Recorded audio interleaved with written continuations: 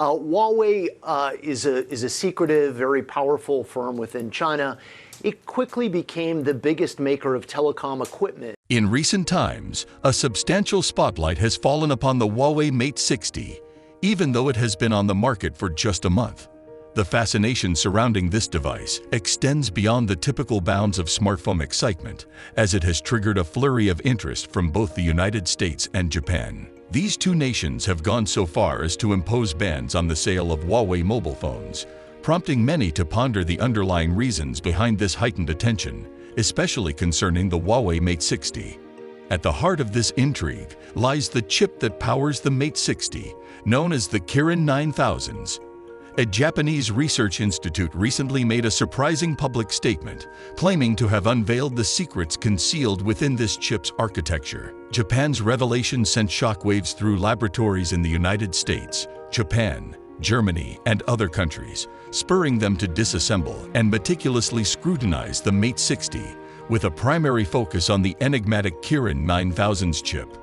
Based on the information that has trickled out thus far, the United States has encountered a perplexing conundrum. Despite their best efforts, they have been unable to discern any trace of American technology within the Mate 60. This inability to pinpoint the origin of the technology used to manufacture the Kirin 9000s chip has left the United States grappling with a fundamental question: who supplied Huawei with this mysterious chip?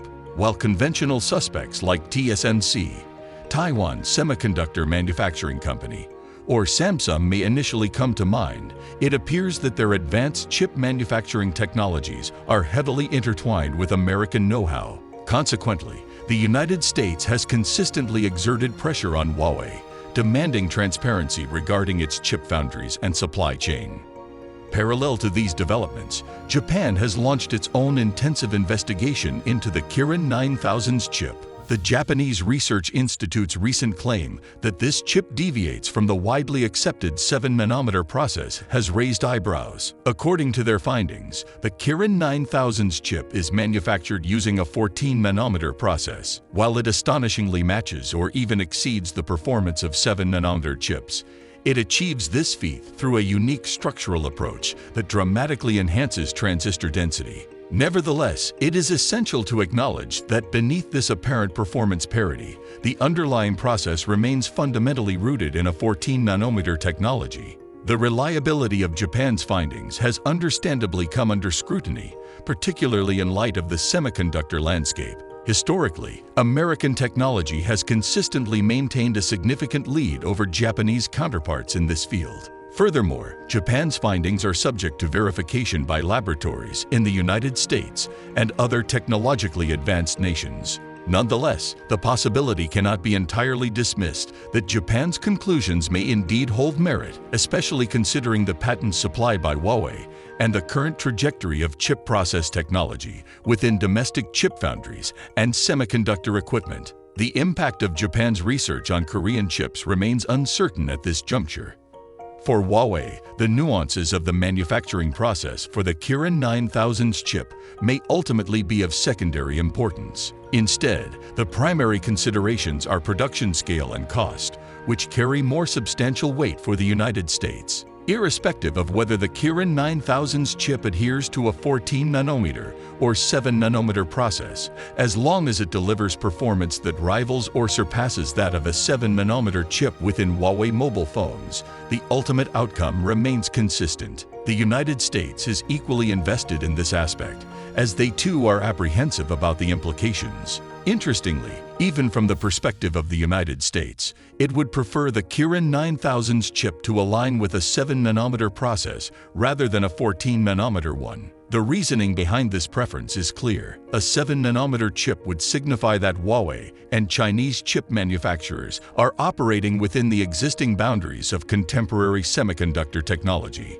The task of surmounting technical limitations would become relatively less pressing. However, if the Kirin 9000s chip indeed adheres to a 14-nanometer process, it would suggest that Huawei and Chinese chip manufacturers have pioneered an alternative approach to elevate chip performance. This revolutionary method might enable a 14-nanometer process to deliver performance levels akin to those achieved by a 7-nanometer, or perhaps even a 5-nanometer process, thereby disrupting the established norms of the chip industry. As of now, Huawei has chosen to keep the foundry manufacturer and technology behind the Kirin 9000s chip shrouded in secrecy. Huawei's motivation for this enigmatic approach appears to be rooted in safeguarding its supply chain. The implication here is that Huawei's chip foundry channel possesses the capabilities for mass production of this particular chip. This inference gains further credence from Huawei's recent decision to cease procurement of Qualcomm chips. Industry insiders have even suggested that Huawei's mobile phone shipments for the upcoming year may range between 60 million and 80 million units. With such extensive production capacity, Huawei stands poised to secure a substantial annual supply of 60 million chips, thereby fortifying its growth trajectory. At the pinnacle of its success, Huawei's annual mobile phone shipments reached an impressive figure of approximately 200 million units. This historical perspective underscores the notion that Huawei's production capacity, rather than market demand, was the pivotal limiting factor. As Huawei's supply chain capacity continues its expansion, it is plausible that its mobile phone shipments will surge even further. Given Huawei's esteemed brand reputation and influential presence within the market, it is conceivable that the Chinese chip industry will captivate global attention. Ultimately, the success of the Kirin 9000s chip hinges not only on its inherent technological prowess, but also on its ability to be mass-produced and further advance its technological prowess. The future landscape of the global chip industry is undeniably poised for transformation, with Huawei standing at the forefront of this monumental shift. What are your thoughts on the future of chip technology and its impact on the global smartphone industry? Engage with us by leaving a comment, subscribing to our channel, and clicking the notification bell for regular updates. Keep watching, stay inspired, and get ready for more exciting discoveries. See you in our next episode.